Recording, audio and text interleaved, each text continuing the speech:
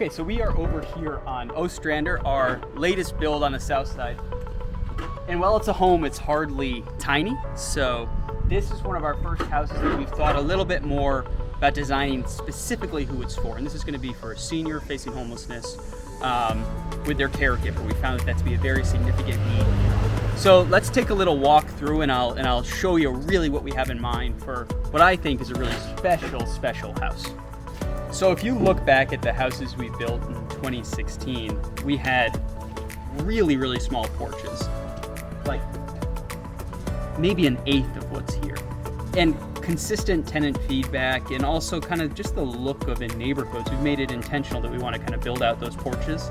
So this one, you know, it's abundantly clear that we've got a really sharp porch here. Somewhere that I think is gonna be a really nice hangout spot, comfortable, be able to look out on the neighborhood. It's a part of our work that I think is really important. And in all of our designs going forward, we're gonna do our best to incorporate a porch very similar to what we've done here today.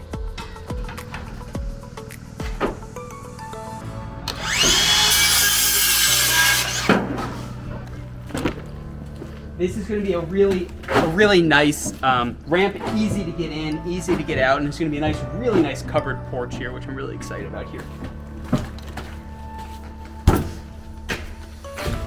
I mean, believe it or not, this is going to be a vestibule per se. We've never really had quote unquote vestibules in our houses before, so I'm really excited to kind of open this up as welcome place, boots, you know, coat rack, the whole thing to make it nice and comfortable with a big window here to welcome a lot of light. And then walk into what is going to be, I imagine, the main living space. So nice wraparound counter here. We're gonna have a full stove and oven in this particular unit. On the other side of the vestibule, on the other side of the kitchen is where the washer and dryer is gonna be, where the mechanical room is gonna be.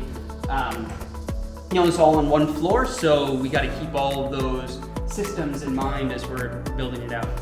So turning this way, you know, the particular tenants who move in here can kind of set it up the way they want to, but what we imagine is that there'll be a nice long couch on this side, maybe a chair in the corner. You could hang a TV on this wall here. As we walk this way, we have the first bathroom, which I think is cute. It's small, but I think it's gonna be super cute. Just looking in there through the window. Walk into a nice long hallway, really wide. So we really wanted to focus on everything being really wide for accessibility concerns.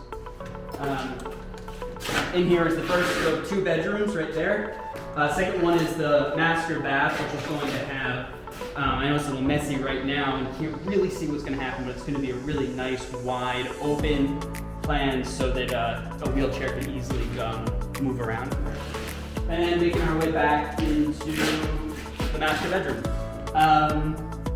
Yeah, clearly, most of our kind of walkthroughs in the past have just been me or someone else standing in one place explaining all of the different details, but this is a little different, and really excited about it. Over here, we're gonna have a nice kind of French door set up, right? So, which will come out to another porch. And I know it's a mess now. We're taking full advantage of this unseasonably warm late winter weather. But this, I imagine, is gonna be a beautiful backyard. We have a lot of land that extends well beyond that tree line. So, as we start approaching the end of this project, we'll start clearing that back there.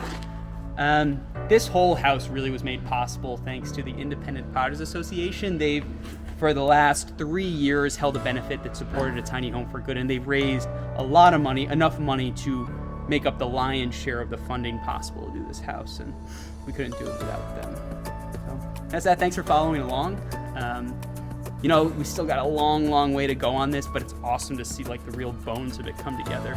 And so thankful to have the competent team of James and Alex and our volunteers out here every day just like crushing it. So that's that.